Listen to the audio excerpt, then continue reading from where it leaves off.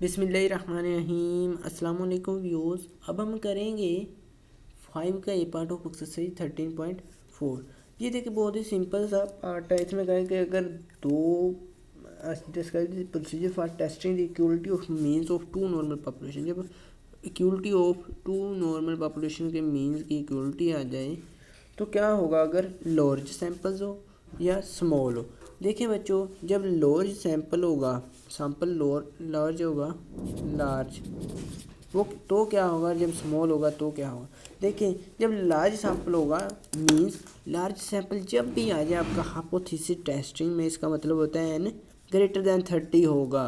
जब n greater than 30 होगा we will apply या we shall apply G test. ये आम सी बातें लिखनी है, कोई ज़्यादा ये पेपर में आने वाले क्वेश्चंस नहीं होते। जबकि ये एमसीक्यू में पूछ सकते हैं, जब स्मॉल हो साइज या लार्ज हो तो कौन सा टेस्ट अप्लाई करेंगे। जब स्मॉल होगा तो क्या होगा, स्मॉल का मतलब जब भी हाइपोथेसिस टेस्टिंग में आ जाए n लेस देन और इक्वल टू 30 होगा।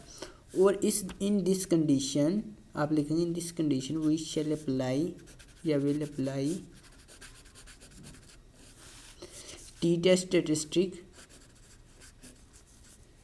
if the populations if the both populations are normal। इस तरह आप लिख के ये आपका प्रोसीजर कंप्लीट हो जाएगा। यही प्रोसीजर होता है जब दो नॉर्मल पॉपुलेशंस का पॉपुलेशन मीन जो है वो इक्वलिटी में हो। इसी तरह करेंगे 5 का बी पार्ट नेक्स्ट वीडियो में।